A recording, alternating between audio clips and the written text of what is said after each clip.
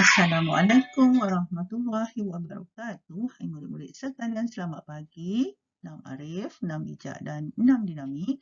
Kita akan teruskan sesi pintar kita untuk unit 6, masa dan waktu. Kita akan ulang kaji dengan cara menjawab soalan kertas 2. Okey, cikgu akan bimbing kamu cara untuk menjawab soalan muka surat 61 hingga 62. Saya harap semua murid akan menyertai dan akhirnya akan menghantar latihan di buku kerja ini kepada saya.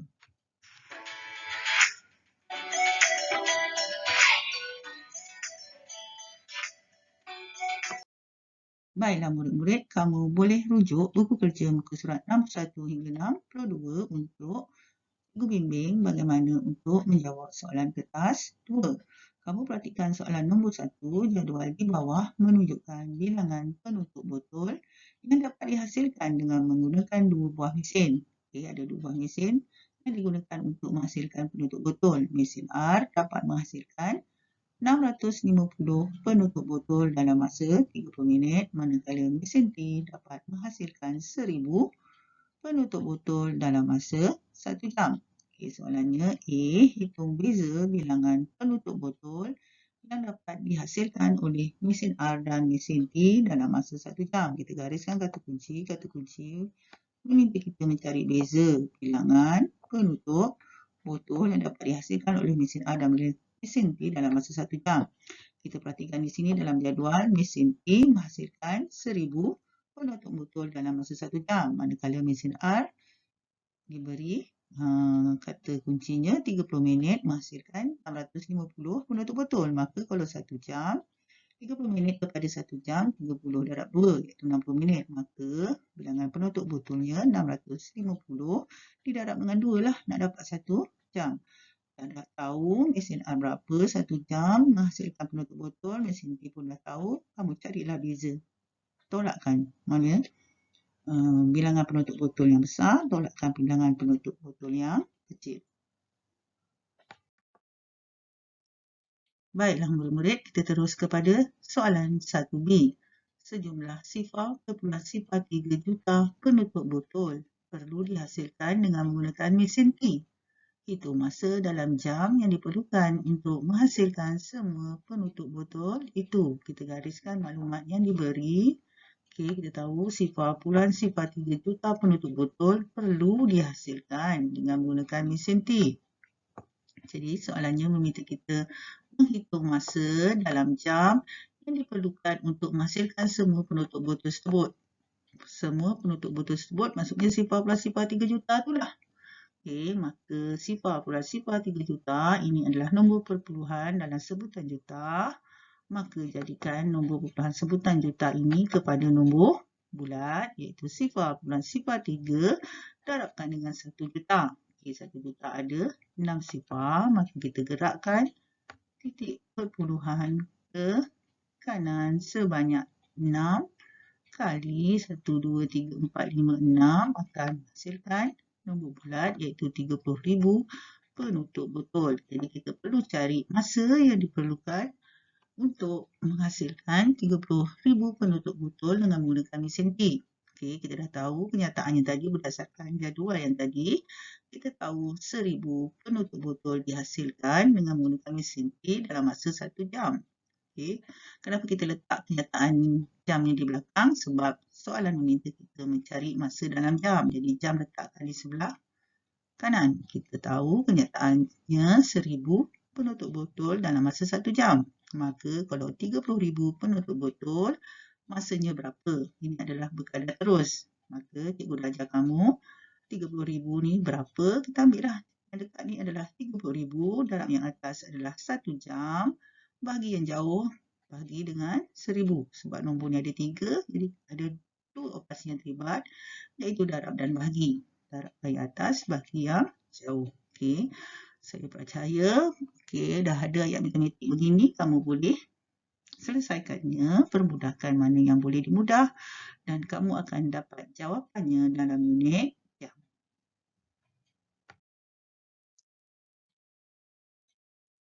Baiklah, kita terus kepada soalan yang kedua. Rajah di bawah menunjukkan waktu Zamri makan malam. Nyatakan waktu itu dalam sistem 12 jam. Ni tak ada masalah. Senang menyatakan waktu. Summary makan malam. Okey, dalam sistem 12 jam, ni sistem biasa yang kita gunakan. Biasalah di Malaysia, senang aja. Pastikan ada titik. Kemudian nyatakan sama ada AM ataupun PM ataupun kamu boleh nyatakan malam saja. Kemudian 2B, Zamri akan mengulang kaji pelajaran selepas 1/4 jam. Dia mengulang kaji selama 1.5 jam. Pukul berapakah dia tamat mengulang kaji pelajarannya? Okey, waktu makan malam tadi dia mula pukul ni kah 7.05 malam. Kemudian dia mengulang kaji pelajaran selepas 1/4 jam. Lepas makan dia tak terus dia ulang kaji. Selepas 1/4 jam. 1/4 jam. Yang satu ni biarkan jadi 1 jam. Yang 1/4 jam ni jadikan minit. Maka 1/4 jam kepada minit adalah 1/4 darab 60. Okey, 60 bagi 4 akan dapat 15 minit. Okey, kalau kamu dah tahu, tak perlulah awak buat macam ni. Kita tahu suku jam adalah 15 minit. Jadi, dia akan mengulang kaji setelah 1/4 jam. Jadi, tambahlah 1 jam 15 minit. Kemudian, dia mengulang kaji selama 1.5 jam. 1.5 jam bermaksud 1 jam tambah 0.5 jam. Yang 1 jam, kita biarkan jadi jam. Yang 0.5 jam ni jadikan minit. 0.5 tu maksudnya setengah jam. Jadi, setengah jam adalah 30 minit. Jadi, pukul berapakah dia tamat mengulang kaji pelajaran? Ini waktu akhir. Jadi, kita tambah je lah.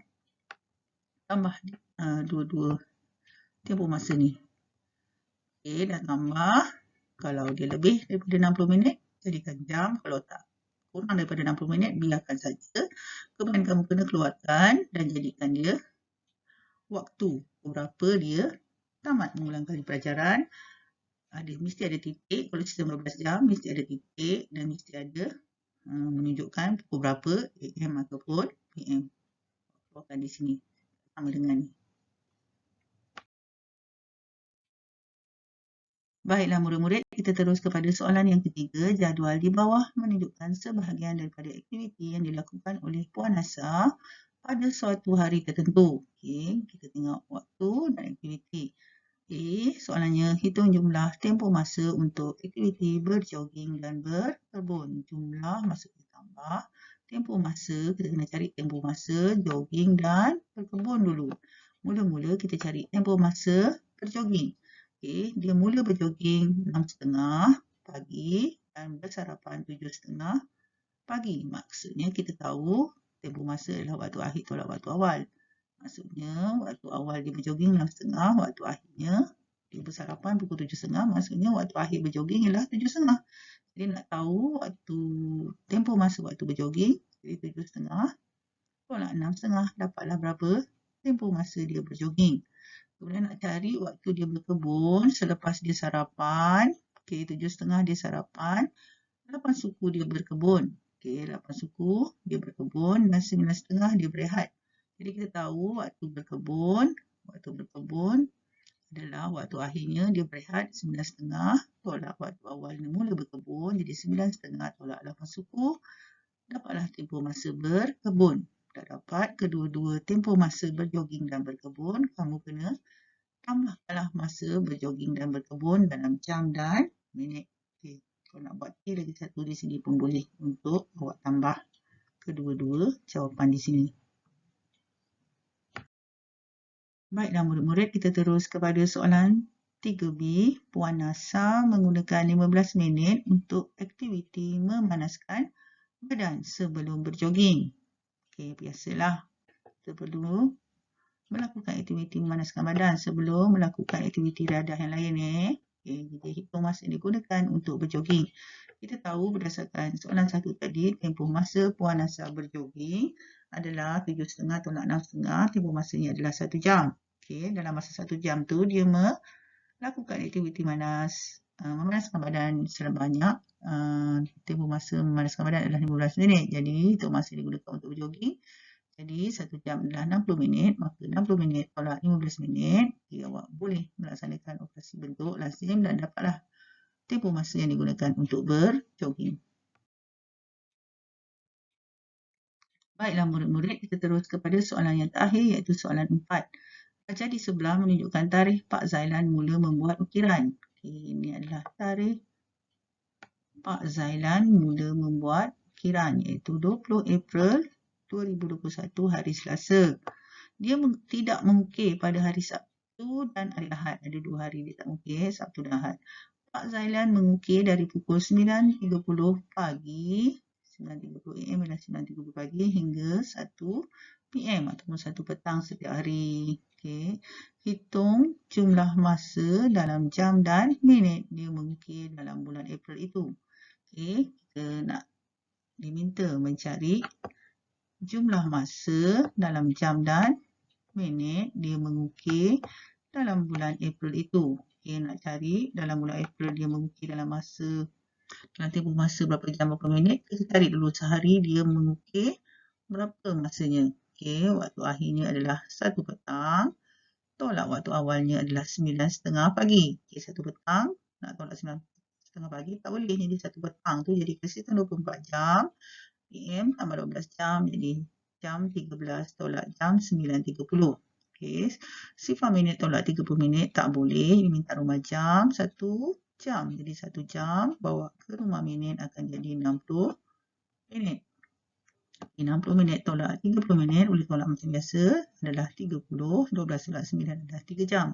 Jadi sehari Pak Zailan mengukir tempoh masanya adalah 3 jam 30 minit. Jadi soalan minta kita cari jumlah masa dalam jam dan minit dia mengukir dalam bulan April itu. Kita tahu bulan April ada 30 hari tapi Pak Zailan tak genap 30 hari dia mengukir. Dia mula daripada 20 April. Jadi nak tahu bilangan hari dia mengukir, kita waktu akhir, tempoh tarikh akhir bulan April adalah 30. Tolak yang awal ni, dia mula mengukir, dah tolak 20. Nak cari bilangan hari, kena tambah 1. Jadi 30 tolak 20 adalah 10 hari. 10 hari kena tambah 1 adalah sebenarnya tempoh masa dia mengukir 11 hari. Tapi tak 11 hari sebab Sabtu dan Ahad dia tak mengukir. Jadi 11 hari tolak 2 hari Sabtu dan Ahad tadi. Jadi sebenarnya dia mengukir sebanyak 9 hari dalam bulan April tu. Kemudian sehari dia mengukir dalam masa 3 jam 30 minit. Jadi 9 hari darab 9. Jadi awak buat selesaikan dulu lah. Minit darab dengan 30 minit darab 9. Kemudian 3 jam darab 9 dapat berapa. Kemudian dia nak jumlah masa, maka kamu nyatakan dalam jam dan minit kena keluarkan. Itu saja untuk hari ini. Saya nak kamu buat, ambil gambar dan hantar cikgu. Hantar kepada cikgu untuk cikgu semak dan bagi markah TP untuk kamu. Sekian, terima kasih.